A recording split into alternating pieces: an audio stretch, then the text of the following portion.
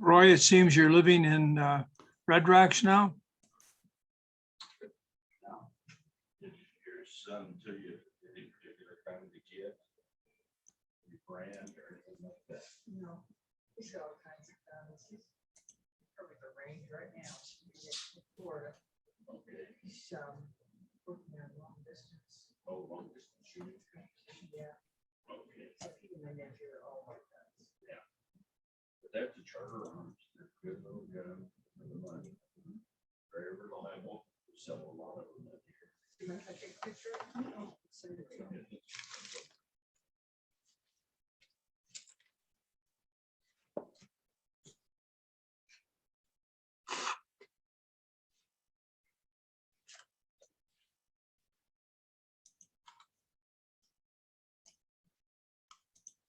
That's coming out of companies. Oh, does it? So, yeah, we've got a red one there, but it's a 38. It comes in all. We don't, I don't know, that probably hasn't been a problem like that before. So, Oh, I see. You've been in business a long time here? this has been in this building 8 years. Down the road, down the, all the highway down there, was down there. Oh, Oh. right here.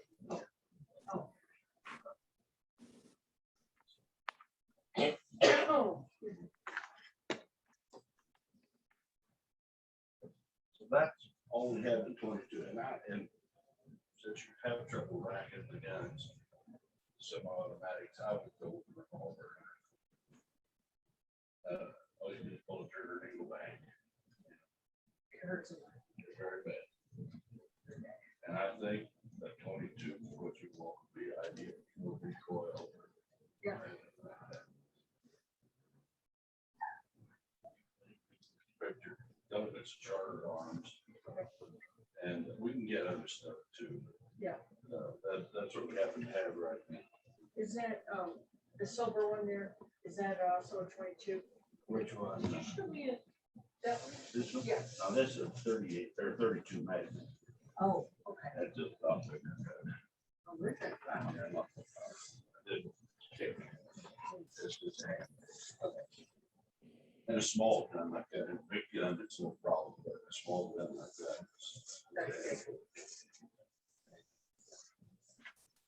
These are blocks, aren't they? There's blocks and I think there's a little bit of everything in there. Yeah, I don't know why it was so hard for me to pull that. Jessica, are you going to be able to put up the agenda? No, it's not that, it's just that they put a stick through one place. Yep, it'll go up in just half a second. All righty. One alligator, one Mississippi, one 1,000. 2 1,000. What happened to half a second? I throw one. Got it. Thank you. This is some automatic. So it's Smith and Wesson. All the LMP. Next size up from 22. Jessica, do we have enough people to have a quorum? We do have a quorum. You want to start? You want to wait for more? What would you put your pleasure? Okay, I'll say we call to order. Sounds good. So we'll call to order to establish your quorum introductions. And shall you do that?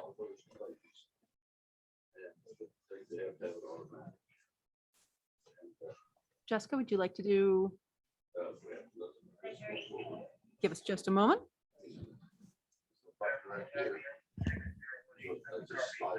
All right, I'm going to go down the line real quick and name off everybody that I see here for the attendance.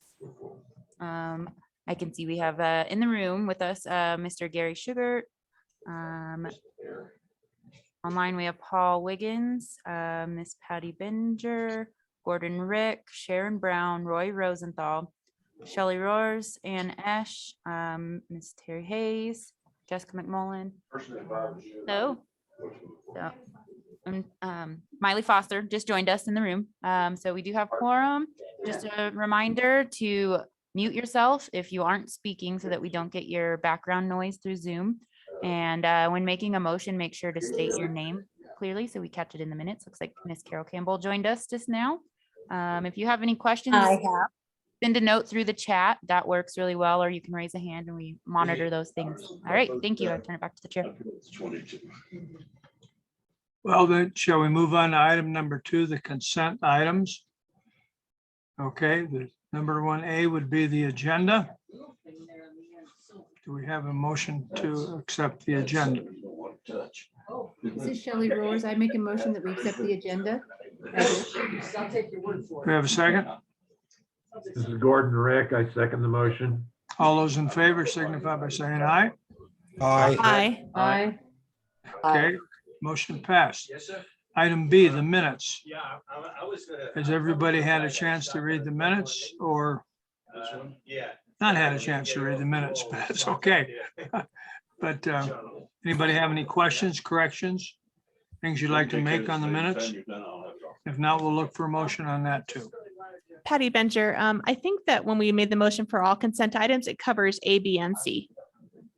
Is it really? Karen Brown, she's right. So we did all 3 at one? That's how you do it. Yep. Well, you don't have to, but it's efficient. Okay, Yes, thank it you. is. Public comments. Public can mail general comments or comments regarding the agenda or advanced meeting to PPACG Office Administrator at jbeckel@ppacg.org. Okay. Item A is information items for the tip for draft for committee review. John Sato is Transportation Director. Hello, Jack- all. Yeah. Oh, yeah, go ahead, John. All right, thanks. And we're starting life without Catherine. Normally, these would be the sort of Catherine show where she'd have one item right after another. You'll have to put up with me as I pinch hit until we get a replacement in. The first item here is the Transportation Improvement Program. For those of you who are new to the federal transportation planning regulations state that the Metropolitan Planning Organization, or MPO, for areas over 50,000 in population are required to develop a 4-year transportation improvement program, which shows the capital expenditures that are using federal funds within that region. If, again, some of you who may have been here, just a few months ago, you're like, wait, didn't we just adopt a tip? Yes, you did. However, our tip cycle was not aligned with the CDOT tip cycle, so that we needed to adopt the one to be consistent with our current one. Now we're doing one almost immediately after, where we're adding the fiscal year 27. That will get us in alignment with the CDOT, State Transportation Improvement Program, or STIP.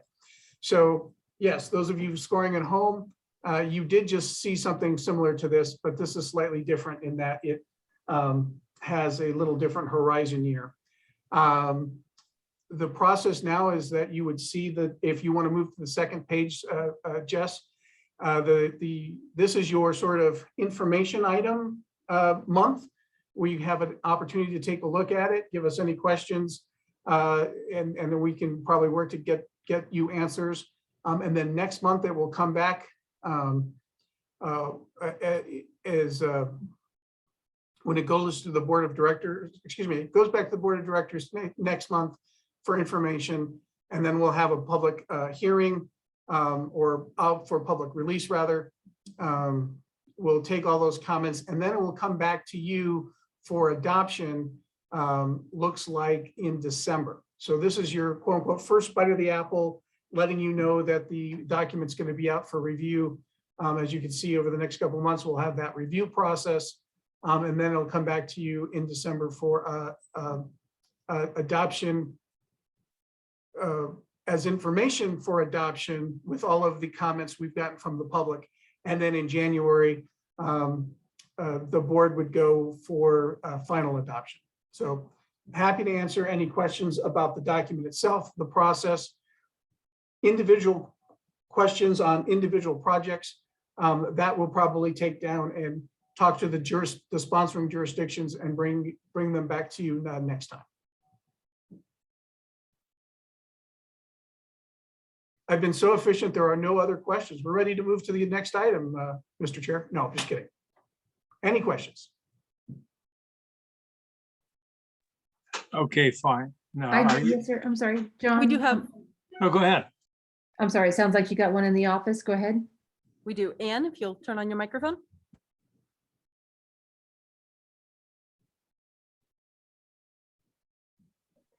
Is that it? Is that it? Right side? Oh, I was on it. I'm sorry. Can you hear me? You're okay. Oh, You're on, Ann. hello, John. Yes, ma'am. Oh, that yes. John, never mind. Sorry, John. Yeah. This is probably out of order, but I just wanted to say, I want to thank you, John, for tomorrow. That you're going to have a Zoom with CDOT and Green Mountain Falls about Highway 24. And I just talked to our town manager and the mayor, and I wondered if we can also invite Margaret Peterson and others to tune in if they'd care to. They know more than I would about our situation in Green Mountain Falls. Would that be all right with you? Yeah, I think that's fine. I think the reason we wanted to have this meeting tomorrow Mhm. was just to sort of let everybody know what CDOT had found out and where we're at. It's the first step in the process, but we were going to offer at the end of that meeting, if Green Mountain Falls wanted us to come out and have an in-person meeting or piggyback Oh, on yes. the meeting, we'd be happy to do so. So, Well, but that's- we can do whatever you need tomorrow. If you want to invite more people, you can. Okay.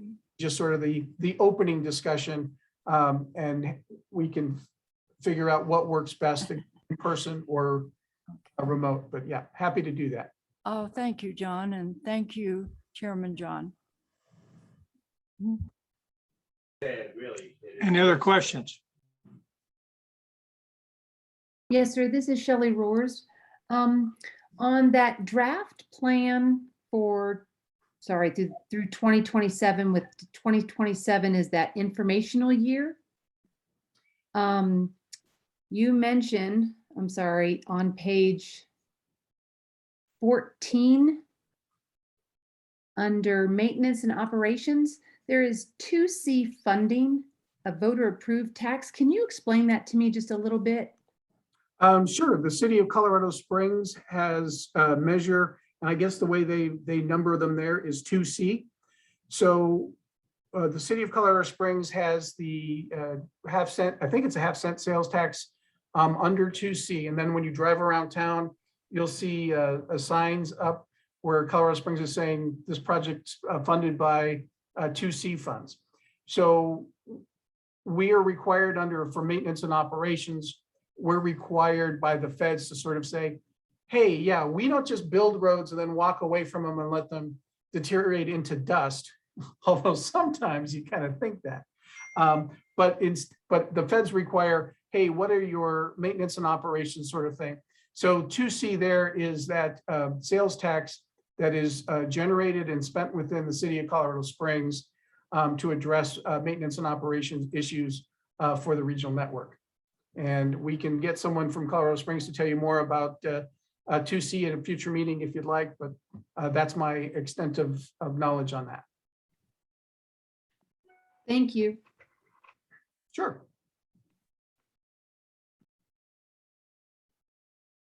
Anybody else?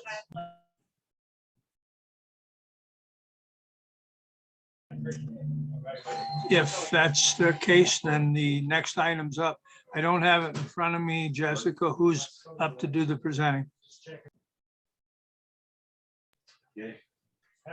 That's a certification review, public survey notice. Mr. Chair, I'll handle that item as well.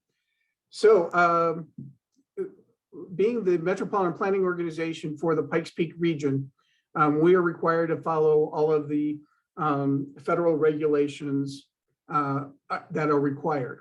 So we basically have it where every year there is a federal review of our process and our planning document. And then every 3 or 4 years, depending on attainment status, we're required to go through what's called a certification review. So that's where they come in and they really open up the hood and check all of the running parts of our process. So this certification review is coming up. Jessica McMillan has been great and put together a public survey. So that public survey, I believe, is attached. I think it's the next page, Jess. And I think we're letting everybody know that they can fill out the public comment form and submit it in writing by Friday, September 17th. We take all of those comments about our process and the feds take them and review them and either say, we're doing a great job, or they'll say, hey, we've received several comments that PPACG was not responsive when it came to X or Y. So it's just your opportunity to provide your input into our process. Jessica McMillan, I'll put you on the spot. Is there anything specific about the survey that you wanted to mention since you were key in putting it all together? The only thing I'd really mention is CAC members as our community group. We'd love your help getting the word out about this survey so that people hear about it. So Tag, you're it. It's your turn. Happy to answer any questions, Mr. Chair. The low seal become. Anybody want to talk? John, you must have done such a thorough job. There are no questions. Okay. Jessica, what's the next item? Again, I need to see the.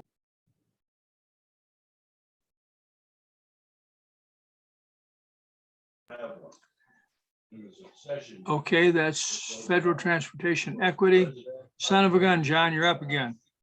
Hey, well, this would have been my item even if Catherine was here. So a lot of folks are often sort of saying, hey, are we getting our fair share? And when we talk about the state funds, I always have to say, define we, because of the way that our region is split up. The money gets distributed differently. And when we say fair, it's like, well, how do you define fair? Is it on an annual basis, or, sometimes some years you'll get more money, some years you'll get less, but the overall average is usually what we aim for.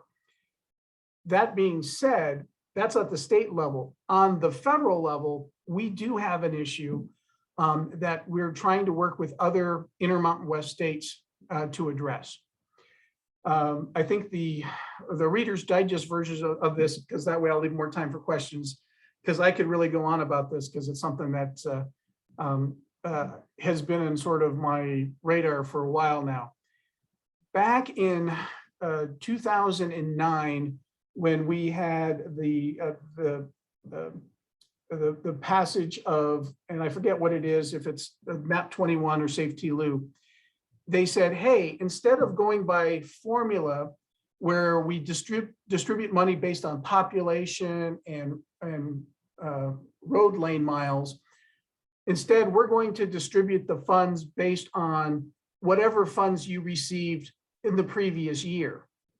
So that basically meant that it froze those distributions based on lane miles and lane miles that were recorded from 2009 and population that was actually done from the year 2000 census. Every federal transportation funding bill since then has maintained or continued that sort of policy of, well, the money you're receiving is based on the money you received last time, which is based on the money you received last time, which is based on the money you received last time, which is based on year 2000 census data, as well as the road network from 2009.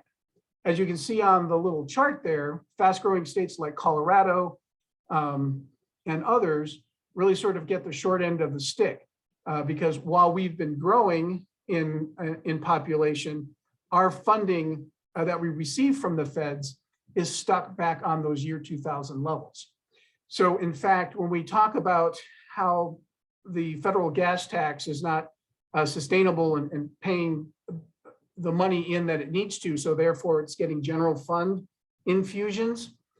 Most of the Intermountain West is receiving less proportionally than what they did compared to other states back to the year 2000. So they have a vested interest. But what makes the situation worse is Colorado, South Carolina, and Texas are actually donor states where we're paying in more than what we're getting back, even when you account for that general fund distribution. So the reason why this is on the agenda is with the all the things that you've been reading in the paper about the infrastructure package and everything else with the administration. Some of us in the Intermountain West have been trying to get this on the radar screen. If nothing else, do a study to address the problem and how it could be kind of addressed over time or fixed. Again, we've been working with Arizona, Utah, and others to do that. Again, if you saw the news, looks like the current infrastructure package is kind of hanging on by a thread. So they're definitely not going to fix this problem this time. But it's one of those things that eventually needs to be fixed. And we're just letting everybody know that this problem exists and that we're working with our partners in other states to bring it to the attention of the federal delegation because we are, in fact, when it comes to federal funding for roads, are not getting our quote unquote fair share, no matter how you define fair. And with that, I'm happy to answer any questions. This is Roy Rosenthal. To what extent are we a donor? Do you know? I do not, no, sir. Okay. Any other questions? Yes, this is Patty Bencher. John, is that FAST Act, was that legislation that specifically called out that that formula was going to be used in future legislation, or is that just common practice? Is this going to take an act of Congress to change? Is it going to move like Yes. molasses?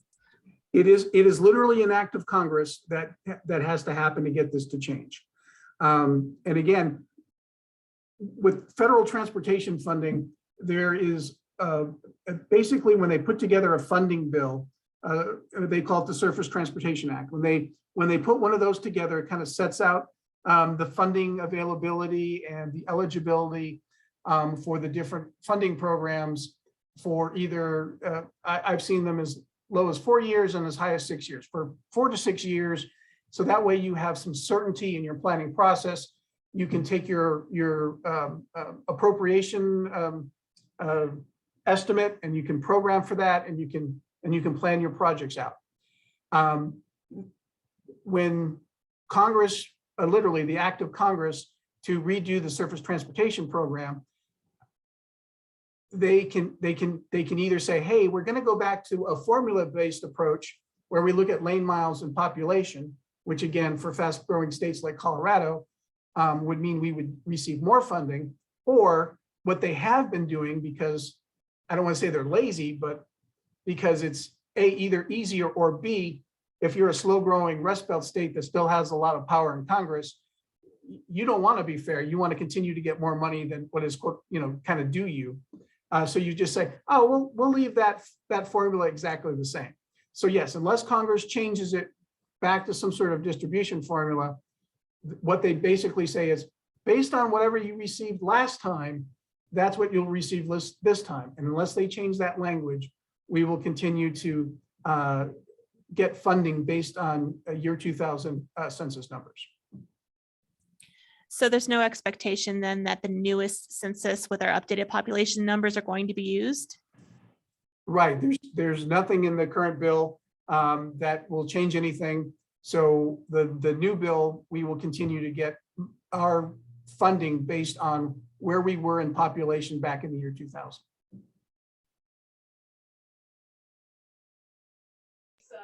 Anybody else? John, it just appears that until the political winds change, it's going to be this way, and that's just going to take time, and it's the reality of it. Yes, sir, but I'm doing everything I can to get those winds to change. fanning as vigorously as I possibly can, because it's, like I said, politically is why it's happening, because those states that have declining population still has enough power to make this happen. But from a pure fairness thing, it makes my blood boil because it's not fair. And again, we see it in the quality of our transportation network, because we're paying in and we're not getting our fair share back. So it bothers me. You keep up the tough job. He gave us Can we go to the next item? what he's really saying Jessica, with our net, that we I need that.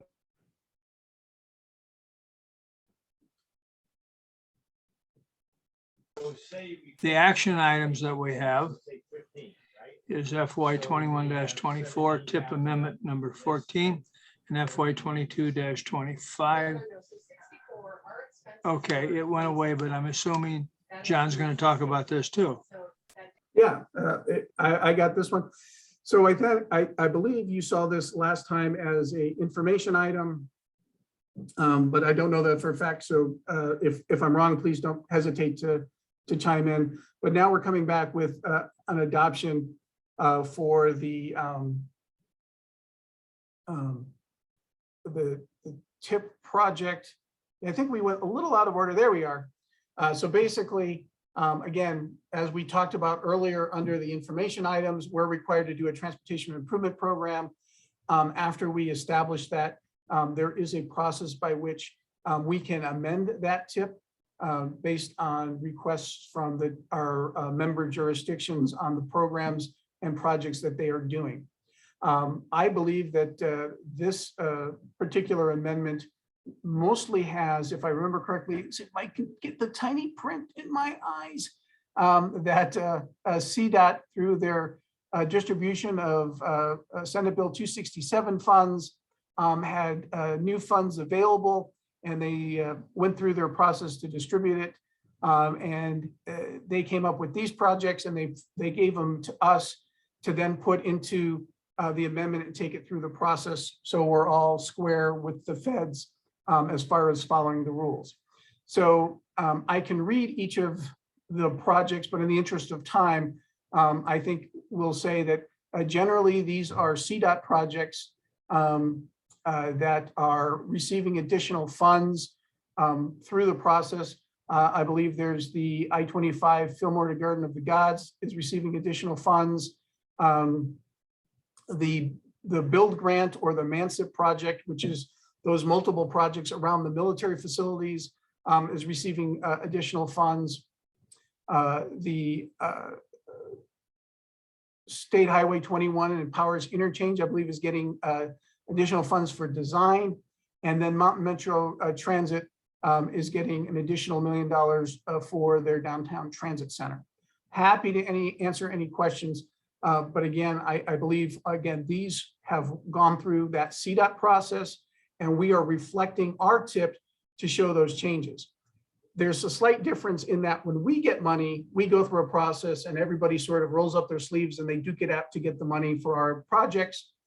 Sometimes CDOT gets money and they just say, hey, you've got money. So this is my way of saying, if you're something here, you're like, oh, well, I think we should do something else instead.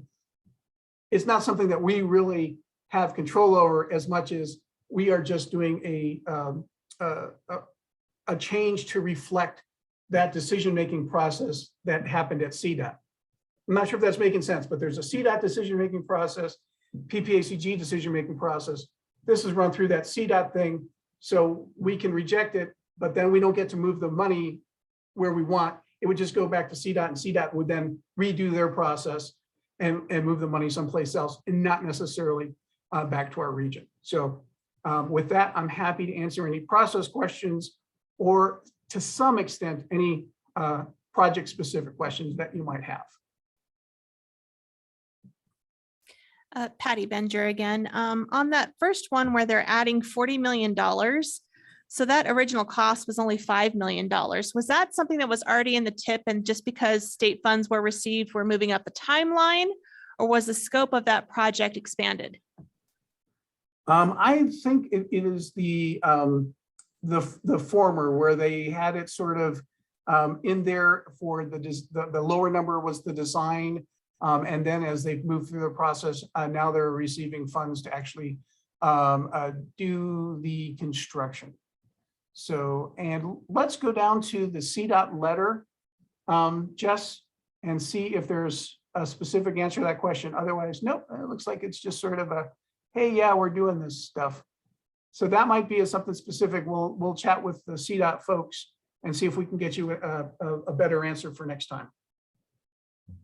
Thank you. It's curiosity more than anything else. I'm not going to turn away money, but I just wanted to make sure that the process had been done. And if it was already in our tip, then maybe our timeline just changed. Yeah, and again, I think that smaller amount of money is more of the sort of, hey, let's do design and pre-construction where we're designing the project, we're purchasing right of way, we're moving utilities, versus $40 million. If that's pre-construction, boy, I want to start working for a consultant firm and get paid $40 million for a design. That really appears to be construction type dollars to me. Any more questions? John, I think you got the next item. Sure, why not? And I think the next item is the. We actually need a motion for the tip thank you. amendment. Excuse me, it's an action item. All those in favor to support the first item that he placed on there, because I don't have it to How about read. if I make a motion? Hey, that's a great idea. So the proposed motion is, I recommend the Board of Directors approve amendment number 2 to the FY 2022-2025 tip. Patty Bencher, I'll second. Fine. Do I have a second? Patty Bencher, I'll second. All those in favor signify by saying yes. Yes. Yes. Yes. Yes. Motion carries. We got one more. Any.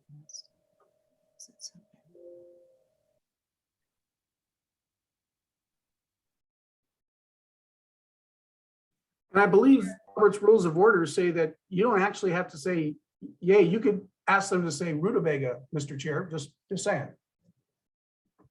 You get to pick the phrase. Okay, if we're gonna amend the first motion, is it okay to include the second one? We need an agreement from the person who made it and the person who seconded it. I think you're on the motion for the tip amendment. Nope, we've got the tip amendment good, and we're ready to go on to the next agenda item. So the next agenda item, Mr. Chair, is the functional classification change request from Woodland Park. So with your permission, I'll go ahead and dive into that.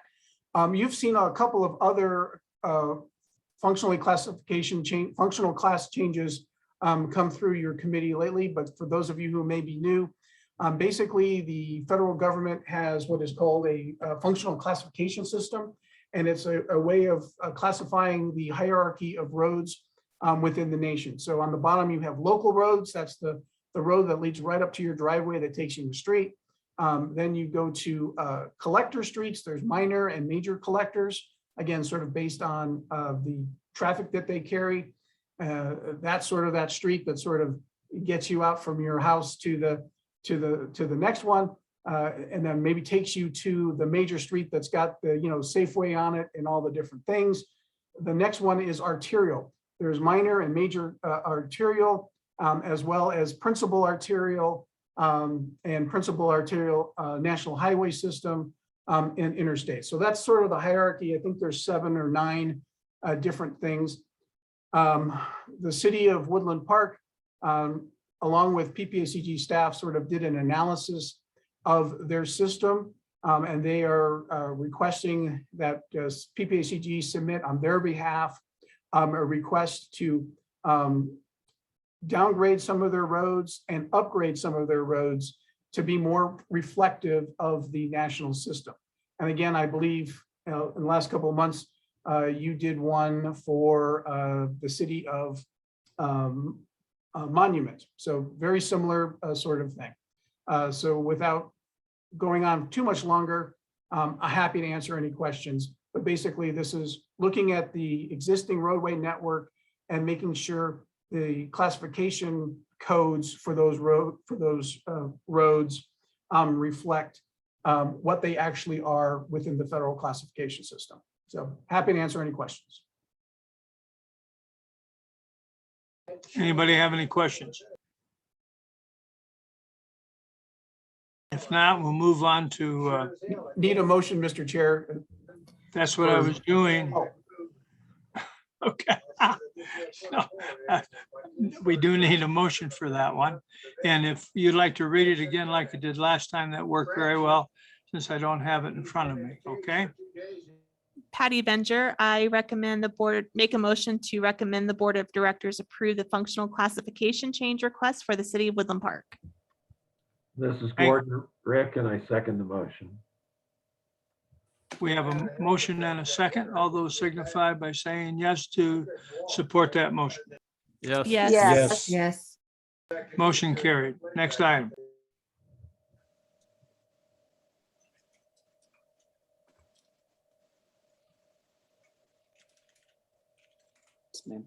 Member discussion. What does that mean, John? What does member discussion mean? Mhm. I have something for the better of the group. This is Shelley. Yes. Are we just opening it up? Yes? Yep. Thank you. So tomorrow is Women's Equality Day, if you didn't know, yay for Women's Equality Day. And the League of Women Voters is having an event at the Hillside Community Center. Actually, it's at the pavilion right outside that tomorrow night around 6 o'clock. If you'd like to come, I'll put my phone number in the chat and just give me a call. Thank you. Anybody else have anything for the good of the order? Yes, this is Ann again from Green Mountain Falls. I would just like to announce that our town clerk has resigned. Matthew Gordon has been with us only 8 months. He's wonderful, but he has gone back to Brush, Colorado to be their head of their Chamber of Commerce. And he's just a wonderful guy, and we're advertising the position. If anybody knows anybody that would like to be the clerk in Green Mountain Falls, please apply. Thank you. Thank you, Ann. Anybody else?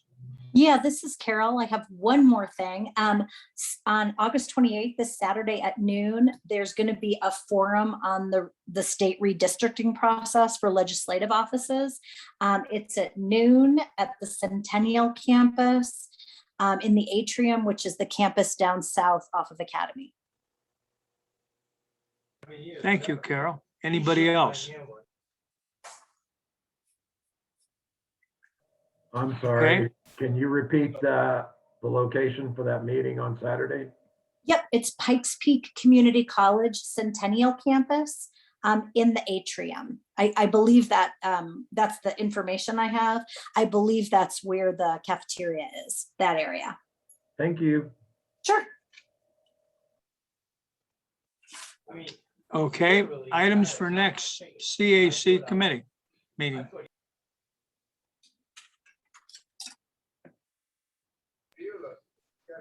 I would like to see an update on the gap. And if everything, we get more and more controversy up in our neck of the woods, where people are trying to find some ways to get around that all the time. And I wonder if somebody, Jessica, would that be appropriate for somebody just to bring us up to date? We will definitely ask someone to come and give us an update, and I'll ask John to help me connect me with the very correct person. But yeah, we can do that. It's been a bit. John, this is Gordon Rick. Just a quick update.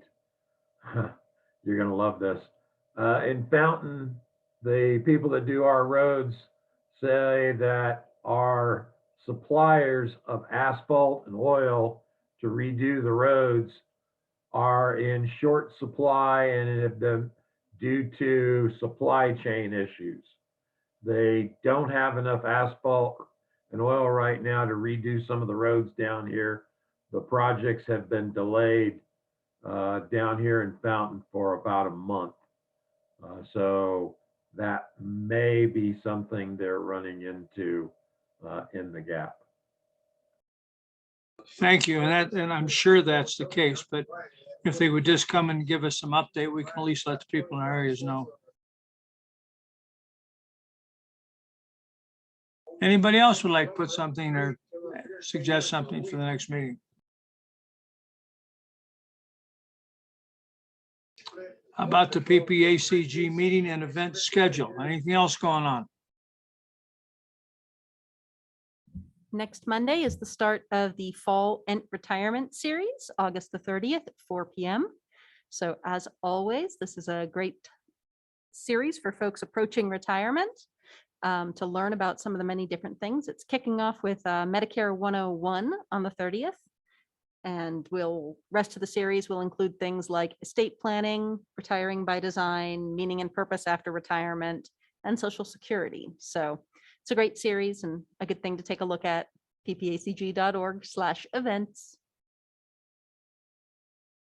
Excellent idea. Anybody else have anything they'd like to talk about?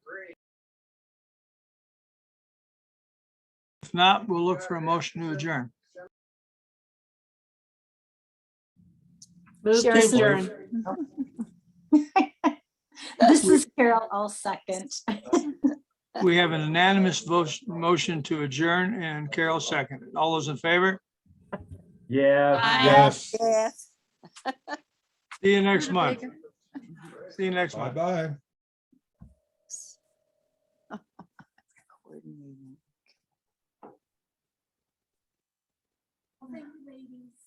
Okay. Boy, you've really got a good setup here. I haven't been to a meeting